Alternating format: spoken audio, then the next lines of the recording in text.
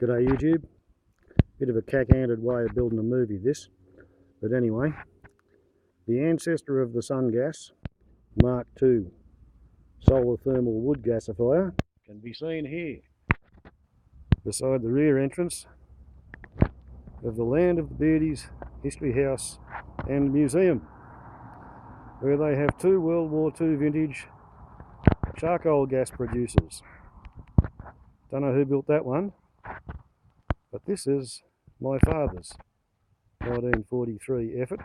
When I was about 15, I can remember helping him dig it out of the storage shed at Wharton's garage and bring it up to the History House, and sadly he donated it to them, so I can't get it back, which means I can't open it up and have a look inside and see what was in there.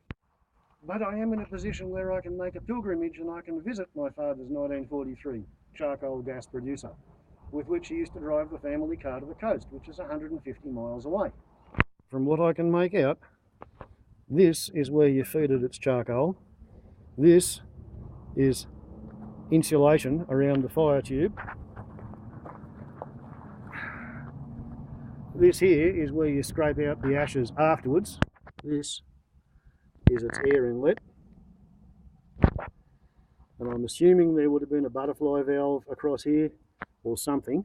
So a little bit of air goes in there and burns very fiercely under, I don't know, probably 15 or 20 gallons capacity of charcoal. There's not enough air, so there's not enough oxygen, so it only burns the methane and the hydrogen, and it drives off the carbon monoxide, and the fuel-rich gas emerges here and comes up here and into here, and this is pretty much a filter.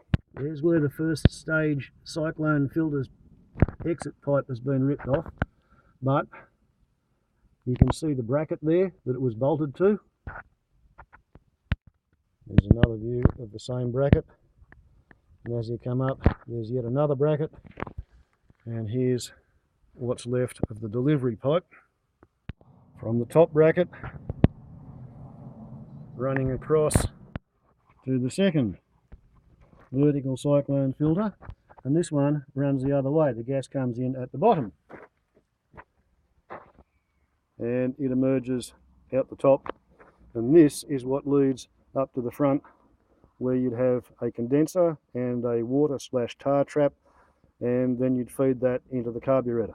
On this second stage vertical downdraft cyclone, we have a gas pipe coming off for a rubber hose connection there, and we have another one on the rear side of it which hooks up with a rubber hose there.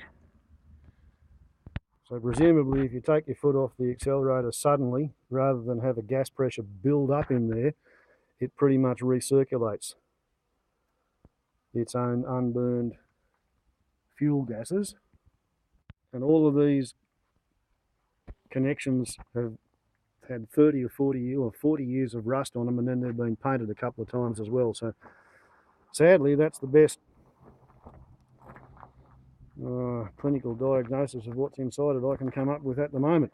And because teenage boys are arrogant and old men are usually pretty well pressed for time, I never bothered to ask and he never bothered to tell me too much about it. All I know is that he got the family to the coast for a holiday at least once or twice a year during the tight years of the war when civilians had no petrol, and he did it with this.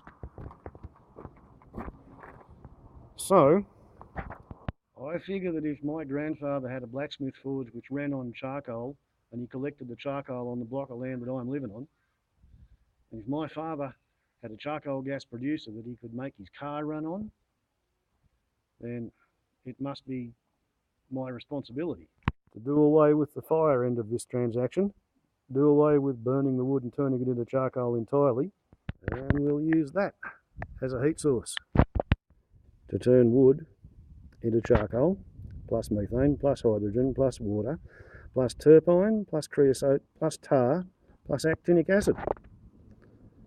And then we can put the charcoal back into the ground without burning anything. We have a relatively simple, low technology, cheap way of turning sunlight plus waste wood into stored solar energy, which you can burn in your kitchen stove or your petrol electric generator, or if you really want to, you can compress it and put it in a big cylinder and you can run your car for very short distances. Warbles on a lot to YouTube. The SunGas Mark II ancestral heritage story. Ciao.